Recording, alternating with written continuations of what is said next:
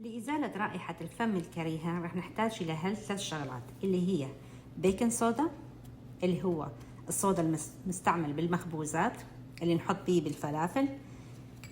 نحتاج إلى معجون أسنان أي نوعية ما تهم، ونحتاج إلى ليمون. حطينا خاشوقة من البيكنج صودا، راح نحط خاشوقة أيضا من معجون الأسنان فوق الكل، ونحط عصرة ليمون تقريبا كم نقطة بس هالشكل، ونجي نخلط المواد كلها سوا.